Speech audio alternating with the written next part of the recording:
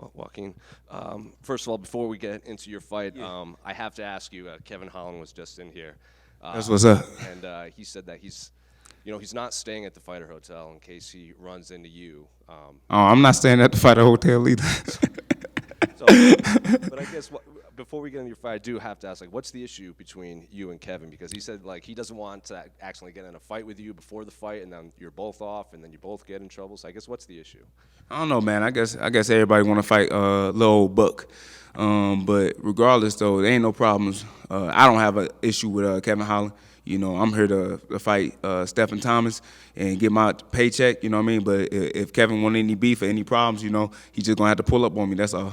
Well, also like it's like you said, Kevin Holland seems to have issues with you. You know, you said you might run into Daniel Cormier at the. All right, no, I just got done talking to DC. So I guess how was that? That was cool. We was in front of the camera. I thought we was just gonna be in a room by ourselves for a bit and just be able to just to talk like man, you know. But it is what it is. We had a good conversation, a good interview. It'll be out, so people be able to see it. Were you hoping that you could talk to him off camera before? Yes, I thought that's what I thought it was gonna be. But I think off camera, and just man to man.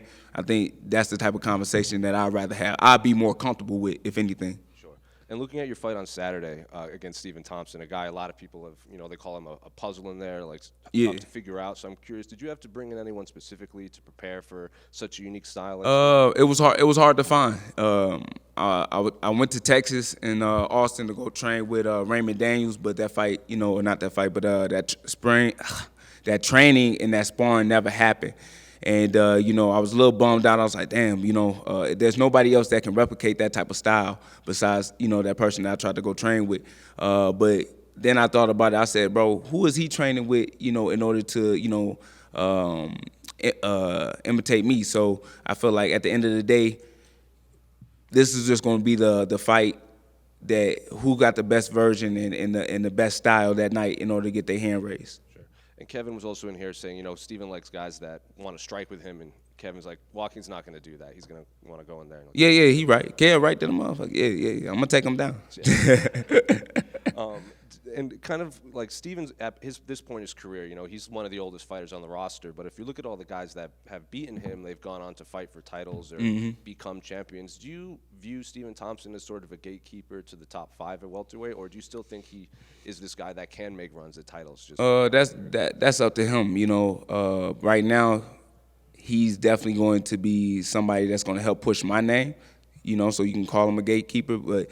He's definitely been at the highest level for the longest time. This is actually the lowest ranking he's ever been, that we've seen. But at the end of the day, I can't tell his story, but I can only make mine. But at the end of the day, I really feel like this win for me is definitely going to put me in a position, where I can fight, for a title one day.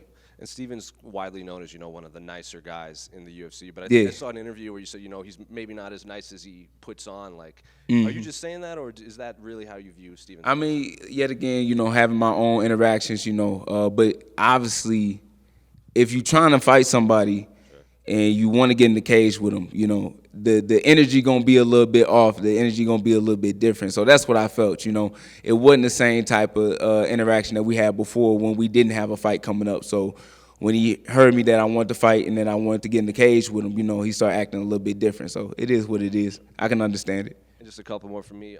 I think I saw a video where, you want to slow this fight down just because, altitude, you don't want to be chasing someone for 15 minutes. So did you have to do any preparation to just, acclimatize yourself to the altitude of Salt Lake? Yeah, so we came out here a week earlier.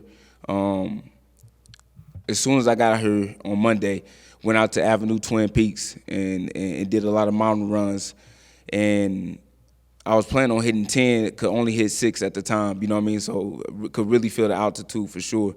But, once we kept being consistent in the work that we kept putting in, Wednesday I hit 8, and then Friday I hit 10, which Friday was my best day, and I didn't feel the altitude really affect me at all. So I really feel like right now, I'm in the best condition to definitely be out here in Utah to really put on the show for 15 minutes. And just last one for me. I think since your last fight, you said everyone wants to fight you at this point. Like even, DC even seemed to have an issue with you for a bit. So I guess how's life changed for you since, you beat Luque, you had that quick turnaround fight in your hometown.